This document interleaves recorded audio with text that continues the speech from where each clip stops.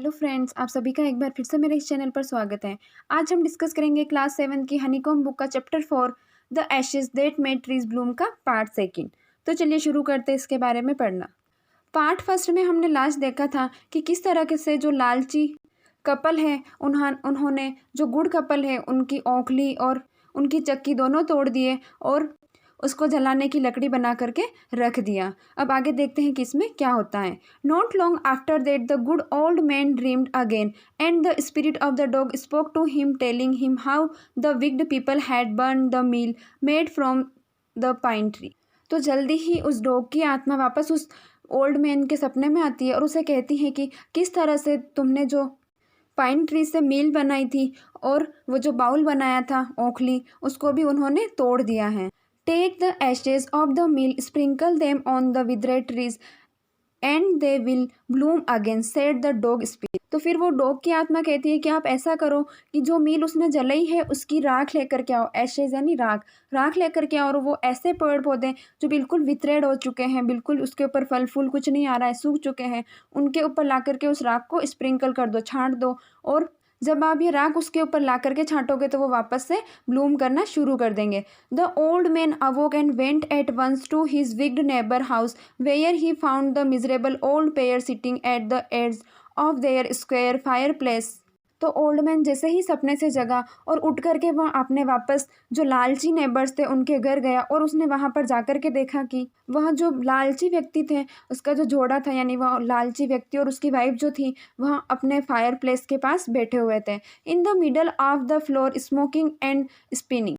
और वो एकदम मिडल में बैठे हुए थे और वो जो था स्मोकिंग कर रहा था और स्पिनिंग कर रहा था, यानी कुछ कतई भी कर रहे थे और स्मोकिंग भी कर रहे थे। From time to time they warm their hands and feet with the blaze from some bits of the meal.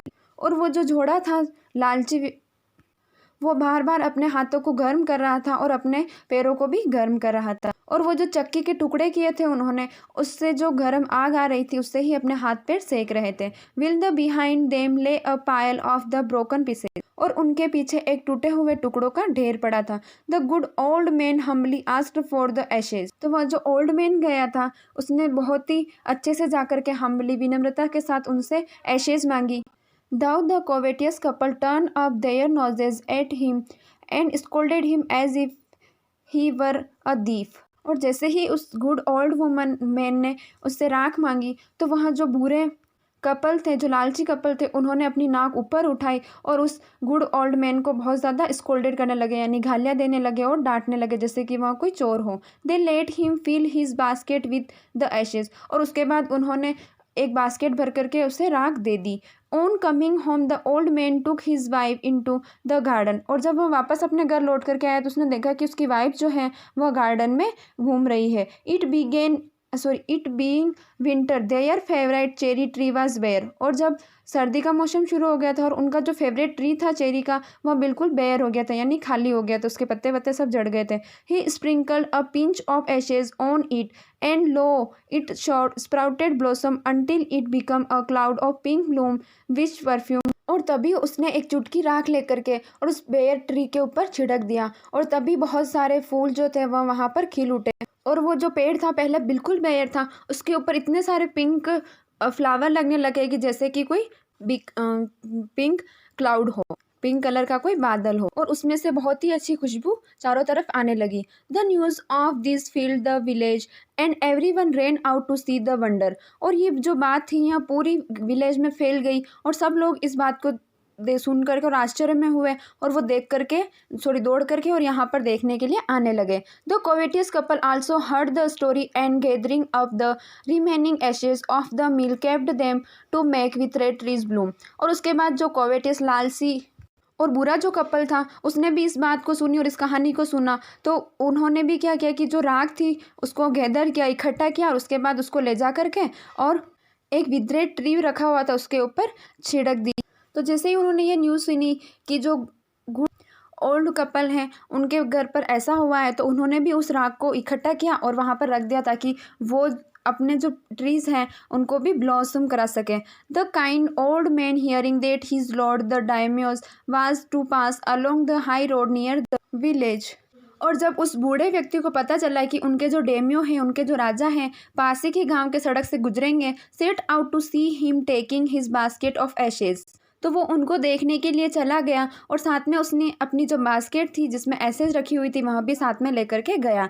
As the train approached he climbed up into the old withered cherry tree that stood by the wayside. तो जैसे ही train यानी पूरा जो राजा का काफिला था वो वहाँ पर पहुँचा तो वहाँ जाकर के और एक सूखे चेरी के ट्री पर चढ़ गया और वो जो ट्री था वह रास्ते पर ही लगा हुआ था। Now in the days of the daimyos it was the custom when their lord passed by for all the loyal people to shut up their high windows. तो ऐसा रिवाज था उस समय का कि जब डेमियोज उनके राजा वहाँ से गुजरते थे तो उनके जो भी वफादार व्यक्ति थे वो अपने घरों की जो खिड़कियाँ थी ऊंची उनको बंद कर लेते थे। They even pasted them fast with a slip of paper so as not to commit the impertinences of looking down on his lordship. और यहाँ तक कि वो अपनी विंडो के ऊपर कागज चिपका लेते थे ताकि वो अपने भगवान को देखने के दोषी नहीं बन जाए। All the people along the road would fall upon their hands and knees and remain prostrate until the procession passed by। और जो सारे लोग होते थे वहाँ उनको पता चलता है कि डेमियोज आ रहा है तो वहाँ अपने हाथ और घुटनों के बल ज़मीन पर लेट जाते थे और तब तक ऐसे ही लेटे रहते और इसी पोजीशन में रहते जब तक कि उनका जो राजा था वहाँ से ना गुजर जाए और उनके साथ जो भी काफिला है वह भी वहाँ से नहीं गुजर जाए। The train drew near one tall competent man marched ahead. तो जैसे ही वहाँ जो काफिला था ट्रेन जो थी वह नियर आई पास आई तो एक one tall competent man marched ahead, एक बहुत ही लंबा सा आदमी सामने आकर के और खड़ा हो गया। Crying out to the people by the way get down on your knees, get down on your knees and everyone kneeled down while the procession was passing. और वहाँ से एक आदमी चिल्लाया जोर जोर से सब लोगों को कि अपने घुटनों पर बैठ जाओ और अपने घुटनों पर बैठ जाओ। और सब लोग जो थे वहाँ पर वो अपने घुटने के सहारे पर बैठ गए और जब तक ऐसे ही बैठे रहे तब तक कि वो जो काफिला था वहाँ से पासिंग नहीं हो गया, आगे नहीं चला गया। Suddenly the leader of the van caught sight the aged man up in the tree. और तभी अचानक से जो वैन का लीडर था उसने उस एज्ड मैन को यानी बूढ़े आदमी को ट्री के ऊपर बैठा हुआ देखा। He was about to call out to him in a angry tone but seeing he was such an old fellow he pretended not to notice him and passed by him। पहले तो जो वो leader था वहाँ गुस्सा हुआ उससे बहुत ज़्यादा और गुस्से में चिल्लाने लगा, लेकिन जैसे ही उसने देखा कि वहाँ जो आदमी है वह बहुत ही ज़्यादा बूढ़ा है और उसने अचानक से ऐसा शो कर दिया जैसे कि उसने उसको नोटिस ही नहीं किया है और वह आगे बढ़ता हुआ चला गया। So when the daimyos palanquin drew near, the old man taking a pinch of ashes from his basket scattered it over the tree। और जैसे ही उस डेमियो की राजा की पालकी जो थी उस पेड़ के पास आई तो उस ओल्ड मैन ने एक एशेज की पिंच ली, चुटकी ली और उस पेड़ के ऊपर छिड़क दिया। In a moment it burst into bloom. और कुछ ही क्षण में उस वो जो ट्रीज था जो खाली पड़ा हुआ था एकदम से ब्लॉसम करने लगा यानी खिलने लगा। The delighted daimyos order the train to be stopped and got out to see the wonder. तो वहाँ जो डेमियोस था वहाँ ये देख करके बहुत ज़्यादा खुश हो जाता है और अपने पूरे काफिले को ऑर्डर देता है कि तुम यहीं पर रुक जाओ और ये जो आश्चर्य हुआ है इसको देखो। Calling the old man to him he thanked him and ordered present of silk rope, sponge cakes, fans and other reward to be given him. तो फिर उस डेमियोज ने उस बूढ़े आदमी को बुलाया और उसको थैंक दिया, धन्यवाद दिया और सबको ऑर्डर दिया कि उसे सिल्क के रोप्स कपड़े दिए जाए और स्पोन केक्स, पंखे और दूसरे इनाम दिए जाए। He even invited him to his castle. यहाँ तक कि उस राजा ने उस बूढ़े व्यक्ति को अपने महल में भी न्योता दिया। So the old man went gleefully home to share his joy with his dear old wife. तो ये सब देख करके और वो जो बूढ़ा व्यक्ति था वहाँ बहुत ज़्यादा खुश हो जाता है और वहाँ फटाफट से अपने घर जा कर के बहुत ही ज़्यादा खुशी के साथ अपने घर जाता है और ये जो सारी बात हुई होती है वहाँ बहुत ही उत्साह के साथ अपनी वाइफ के साथ शेयर करता है। ग्लीफुली का मतलब होता है हैप्पीली, खुशी के साथ। But when the greedy neighbors heard of it, he took some of a magic ashes and went out on the highway। और लेकिन जब उनके लालची पड़ोसी थे उन्होंने इस बात को सुना, उन्होंने कुछ एसेज उनसे ली और उसके बाद वहाँ भी जाकर के हाईवे पर बैठ गए। There he waited until a Daimyo's train came along and instead of kneeling down like the crowd, he climbing a withered cherry tree। और उसने तब तक वेट किया जब तक कि वहाँ डेमियोस का जो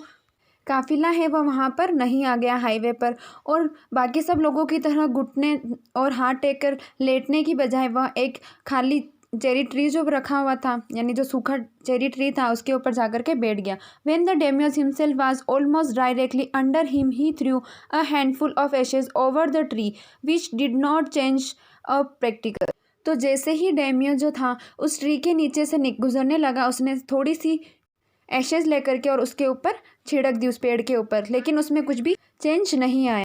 the wind blew the fine dust in the noses and eyes of the daimyos and his wife. बल्कि वहाँ पर जो हवा जो चल रही थी वह तेज़ी से आई और वहाँ जो डस्ट थी एशेज की वह उड़ी और किंग और उसकी जो वाइफ थी उसके नोजेस में और आँख में चली गई। Such sneezing and choking it spoil all the pomp and dignity of the procession. तो इस तरह से जैसे ही वो हवा चली तो वह जो राख थी उड़ी और उनके नाक और आँख में चली गई, तो उन्हें छींकें आने लग गई और उनका गला जो था वह चोकिंग हो गया, पूरी तरह से बंद हो गया।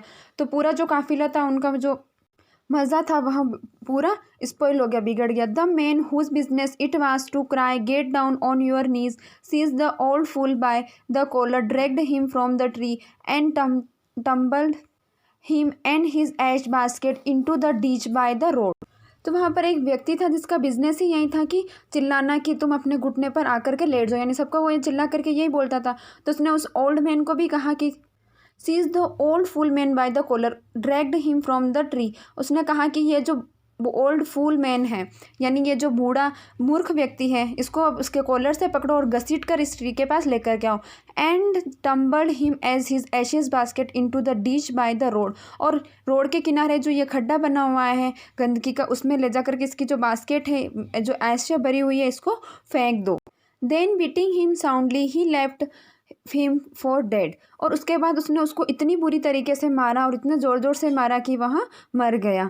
Thus the wicked old man died in the mud but the kind friend of the dog dwelt in peace and plenty and both of the and his wife live to a green old age. तो उस व्यक्ति ने उस जो बूढ़ा लालची आदमी था उसको इतनी ज़ोर से मारा और वहाँ पर मरने के लिए उस मड में कीचड़ में ही छोड़ करके चला गया। लेकिन जो इस तरह से जो वह विक्ड मैन ओल्ड मैन था वह उस मड में ही मर गया।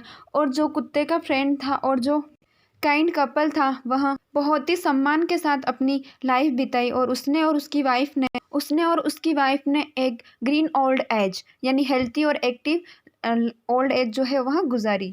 तो इस तरह से हमारी ये स्टोरी यहाँ पर ख़त्म होती है। इस स्टोरी से हमें ये मोरल मिलता है कि जो लोग अच्छे होते हैं और जो दूसरों के साथ अच्छे से बिहेव करते हैं उनके साथ हमेशा अच्छा होता है, और जो लोग दूसरों के साथ बुरा करते हैं और बुरा व्यवहार करते हैं उनके साथ हमेशा बुरा ही होता है, और उनको अपने बुरे काम की सज़ा हमेशा ज़रूर मिलती है।